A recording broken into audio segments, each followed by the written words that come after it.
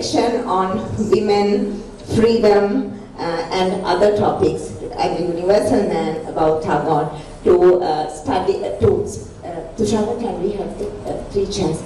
So to speak about that for this section, I'm going to call on stage Professor Diniti Fernando. She's the chairperson of the Humanities Society Professionalism Stream. And back on stage, Professor Sandagomi Kopraheva, and also a very special guest here today at the Humanitas, Mithahasini Ratnayaka. Mithahasini Ratnayaka is an undergraduate in the Faculty of Arts, just like you, a very busy and a tired person.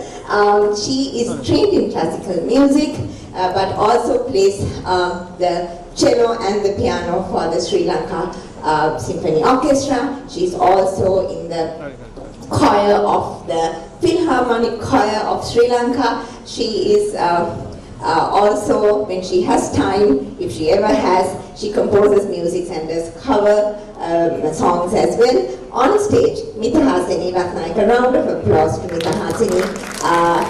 Oh, she's here. Okay. Hi, Mithu. Welcome. And also to Professor Diniti, and back on stage is Professor Sandagomi. So,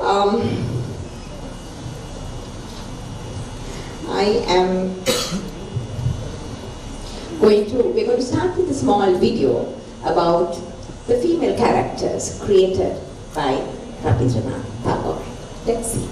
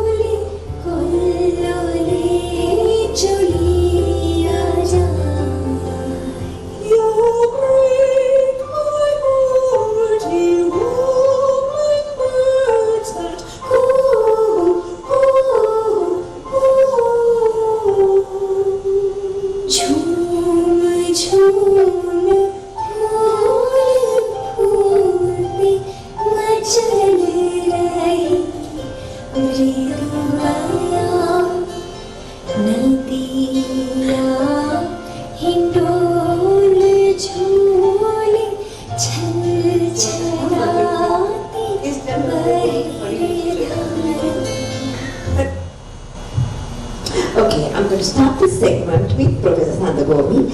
Please tell us, what was the status of women at the time Tagore was alive? So the period was in 19th century, though there was women had a secondary kind of a place in Indian society, and there was no scope for activism. So Tagore's writing, he focused on the social injustice against women, and also he portrayed women characters, especially in his novels and short stories, and in his dramas. So it's also like he criticized and questioned the traditional role of women at that time, and at the same time he was one of the greatest supporters for the women education, especially the Santiniketan. So he tried to provide a kind of holistic education for women as well. So also he thought that women should be equal partner in all fields of life. So this was a kind of a paradigm shift in that time, especially when you think about the 19th century India, especially when the child marriages were at that time.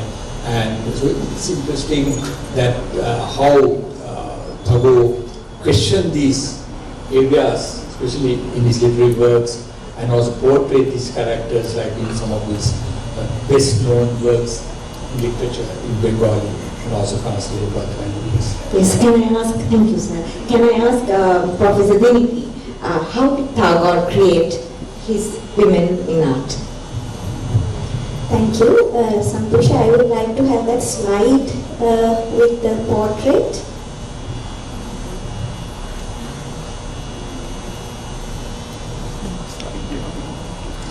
Right, so most of you who were at the arts exhibition would have seen this portrait. And there is a woman in Perda in this portrait, and this woman is seen in many of the portraits that had been drawn by other people of Tagore. And you might have wondered who. Yesterday I also wondered who this was, and I asked some people and they didn't know. And so I found out this is his sister-in-law called Kadambari Devi. She was his elder brother's wife, and the elder brother was much older, and this wife, Kadambari Devi, and Rabindranath Tagore had been of the same age. So they had a very special friendship, and this lady who is supposed to be very intelligent and who is kind of progressive and who is very creative had been a real life inspiration for Tagore, and she had, been the stimulus like in some of his compositions, his poetry. And it is said that she is the inspiration for some of the female protagonists of Tagore's stories, fiction. And I am not an expert of Tagore like Professor Sandavomi. I have not studied him in that formal way. So my learning of Tagore, I always connect with my personal experience. So, when he wrote all these stories about females in India, the contemporary Ceylon or Sri Lanka, I think, was very different. Because we did not have dowry killings, we did not have shunning of widows, or I don't think we had child marriages.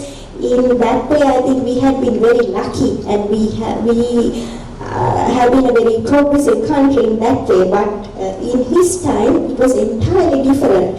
So his female lead ladies, he had tried to portray them as like courageous women, brave women who are not scared to defy the cultural norms and the traditional familial norms that existed in the India at that time, which bound them to their homes. In one story called Stri Patra, a wife's letter, this wife, actually she is not, her name is Mrinal, which is called Lotus. The meaning is lotus, and she's married to a very rich family, and she's not physically abused, and she's not poor in that family, but she's not an equal partner in that marriage. It's a soulless, loveless marriage, and this woman is a poet, and she writes her poetry in the cowshed. Because she doesn't have a place in the house to write her poetry. And finally she leaves home, it's a long story. She leaves home to her freedom, and she writes all these things in her letter to her husband, like why she went away. So that is how I perceive Tagore's women. Professor Sandavomi, would you like to add something to that? I think what I can add is that, as Professor said, this is the Tagore always emphasized that we should be equal partner with men in all fields, not only in one or two areas. But that's what he tried to empower the women by giving education to all. So he thought of the power of the education for women is something not common to the Indian society at that time. So especially the Santriketan and life was not limited to men. It was to provide education to both men and women in their kind of natural surroundings. Yes, thank you, sir. So for the next segment, I'm going to invite on stage Yamuna, Dr. Yamuna Rajapaksha, and Dr. Asela Anthony.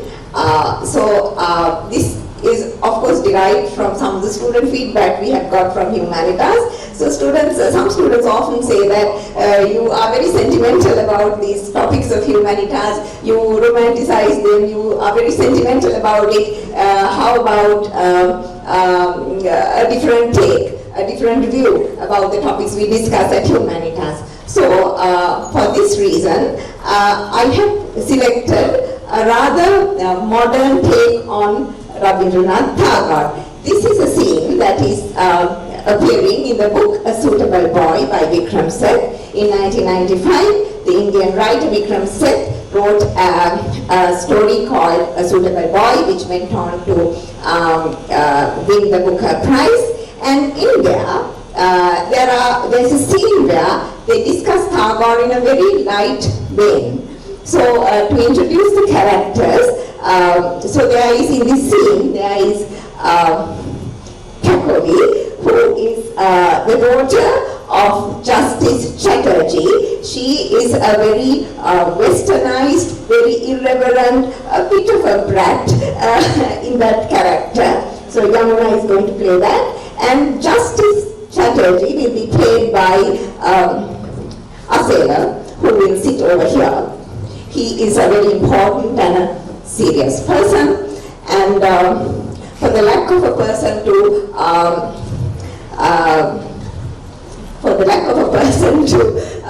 play the role of the wife of Justice Chatterjee, I will be playing it. Okay, so you can, but before we do that, I want you to listen to this little tune. Without knowing this tune, you will not understand this scene. Prasad, can we have this? Please try to remember this tune from, it's a song by Tagore, it's a patriotic song by him. So that is what it is.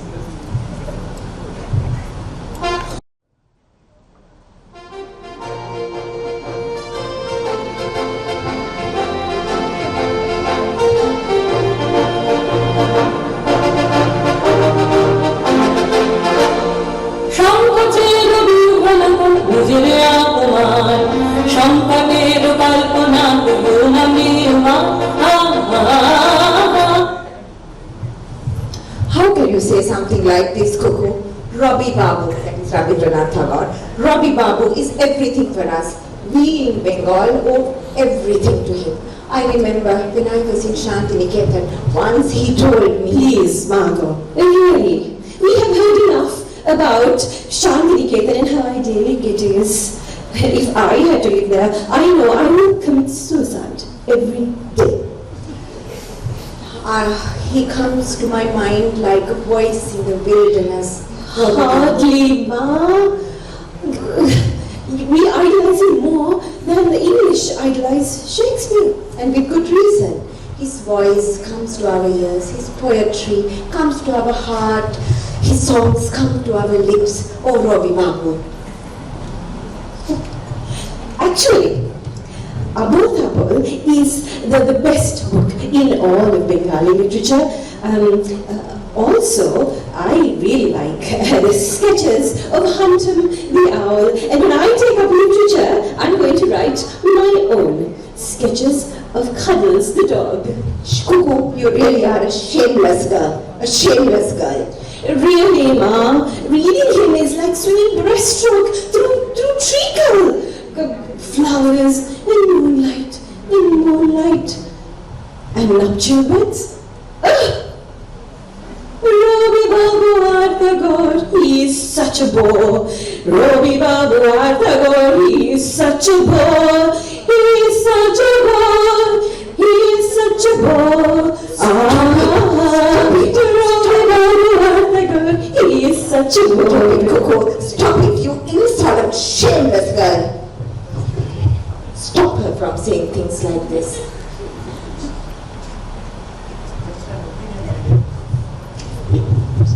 It's just an opinion, my dear. I can't stop her from holding opinions.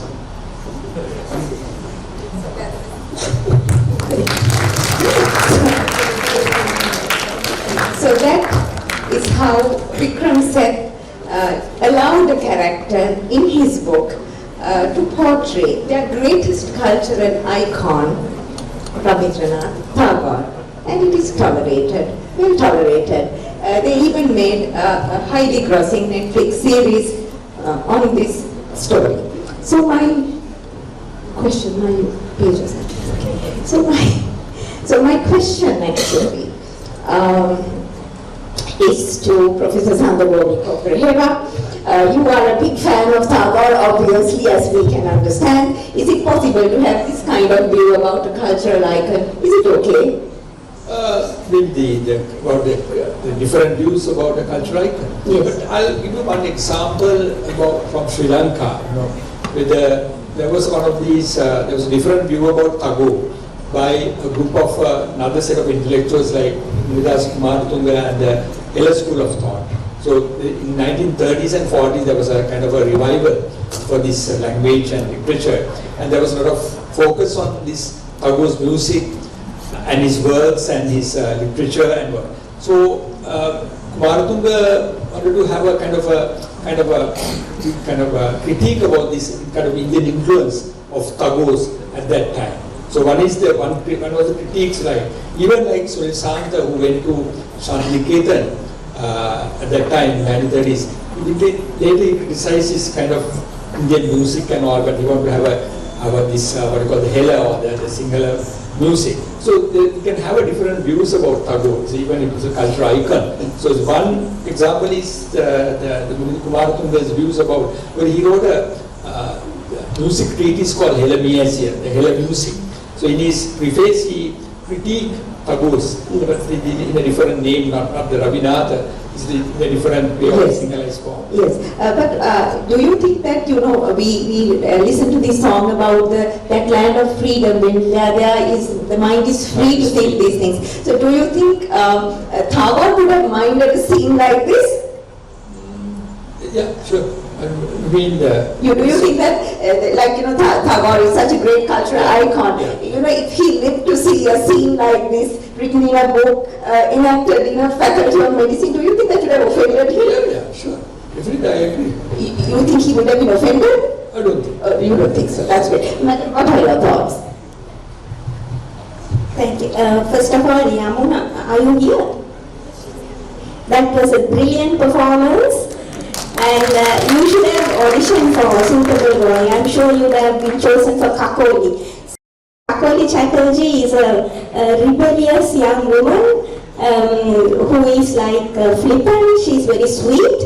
I think this irreverence or flippancy by young people at a certain age it's natural, it's normal, and it should not be taken as an insult, because true greatness is above all that. And when we were, young, not me really, my brothers and my cousins, and they had an alternative, lyrics for the national anthem.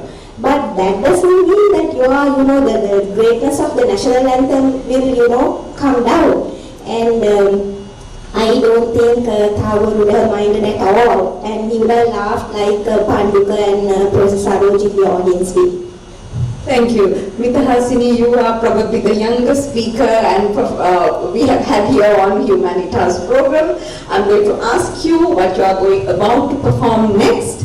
Can you first of all explain to us a little bit about what is Rabindra Sangeet and what are you about to do today? What are you about to do here today here at the Humanitas stage? Hi, I'm Mita Hasini. But I actually didn't hear about the song until you mentioned it, and I thought it was quite a beautiful song. Aro Raupran, the song, I think something really beautiful about Tagore's music is that when you take the songs he's written, there's also a poetic element in it. You can take the lyrics of the song separately and read it as a poem. Like if you take Aro Raupran,